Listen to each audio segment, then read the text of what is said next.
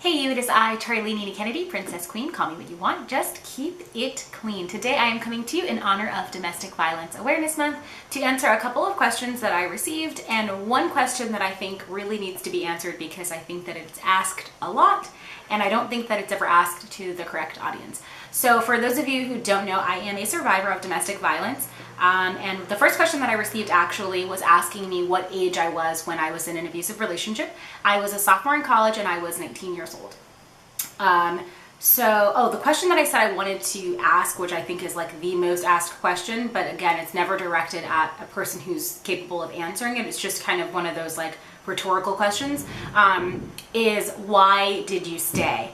And I think that that question can be answered differently by anyone who has found themselves in an abusive relationship because everyone's circumstance is different.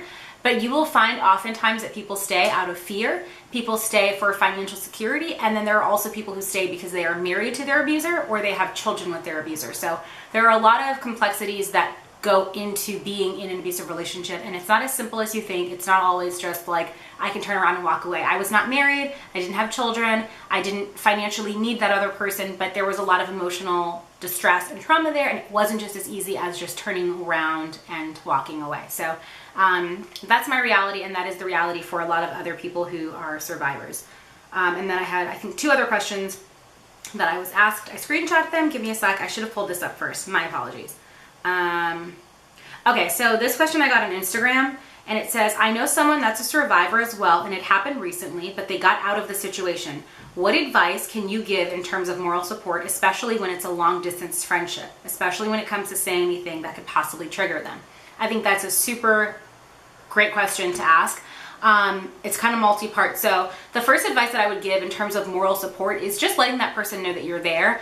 For me, I really was extremely isolated from all of my friends. And at the time, my sister was doing her internship in New York, so she wasn't at school with me. So, and my family was in Massachusetts. So I really was very isolated from my friends. So if there was anyone that was around that would have told me like, hey, I'm here for you if you need anything, I would have clung to them like it's nobody's business. So I think knowing that there's somebody there who wants to support you and wants to offer that moral advice to you or moral support for you is really important. So make yourself visible and let the person know that you're available to them without suffocating them and making them feel like you are relying on them to leave that person, because that can create a lot of pressure for them, and it also gives an opportunity for the abuser to say, look, that person's trying to force you to leave me. They don't know what's better for you, and it creates this very demanding dynamic, if that makes sense. So let the person know that you're available without making them feel like they are forced to listen to your advice or that they have to rely on you. Just open the door and let them walk through it if they so choose to.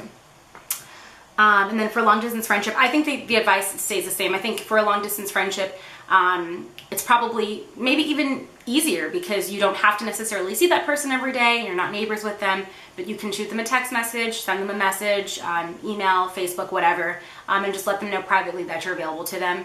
And if you are available to them, mean that sincerely and be available to them when they're ready to call, because it could happen at 2 o'clock in the morning when they break out into an altercation and they may be calling your phone. So I know that I've had a lot of friends who've been in abusive relationships, and I make sure to leave my ringer on, especially when they're kind of in that limbo place of leaving or staying or between the two. I make sure that I leave my phone on so that I can answer for them whenever they call. And that is a true story.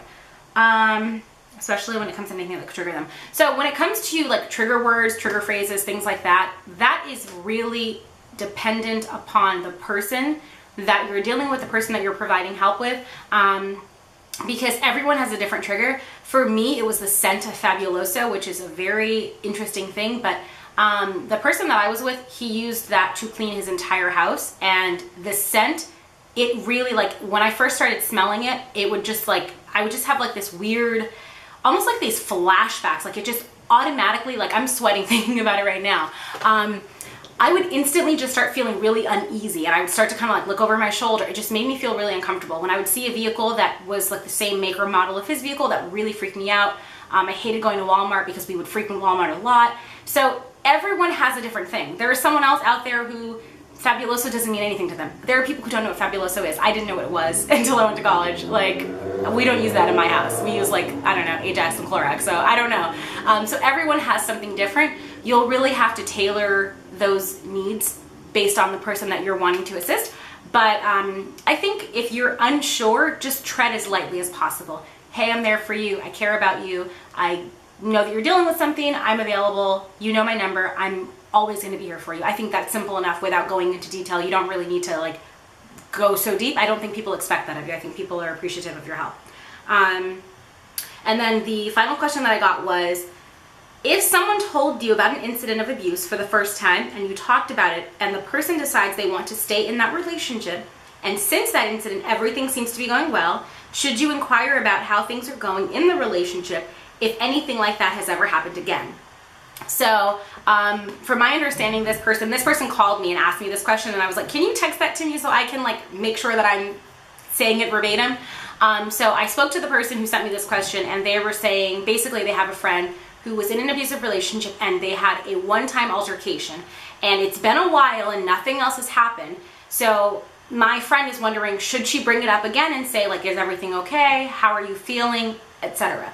I think that it's important to follow up with your friend, because sometimes people feel so isolated and so alone that there could be a lot going on behind the scenes that you don't know about, and so they're not going to come to you because they're embarrassed. There's a lot of shame surrounding someone who has a status of victim, and it feels very disempowering. And so I know that when I told somebody about the very first time that I was hit, and they followed up with me, it was meaningful to me because I was like, oh, she cares. And so yeah, I say follow up. What do you have to lose?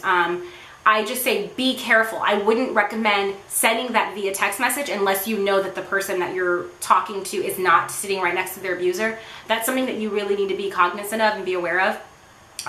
The person who is being abused, so the victim, is probably in pretty close proximity to the person that is abusing them. So you don't really want to send a text message that's going to get them in trouble, or that's going to create a fight or a reason for that abuser to be aggressive, which we know they don't need to have a reason, but that certainly would, it would certainly encourage them to have a reason to be upset. So what I would recommend is starting up a conversation with that person that's very casual, very simple, and when that person kind of gives you the green light that they're alone, or when you see them face to face, that's your opportunity to ask them whatever questions you have. Don't send a text message. Don't send it on a platform where you know that there's a great chance that their abuser is going to have access to that conversation. Just be aware of it. I apologize for all the outside noise. Hello, welcome to New York. So those are the questions I've received thus far. If you have any questions that you'd like me to answer as a survivor, I would be happy to give you my perspective. And so until next time, happy Domestic Violence Awareness Month. And I'm wearing this little sweater that says be courageous. I don't know if you guys can see it. There you go.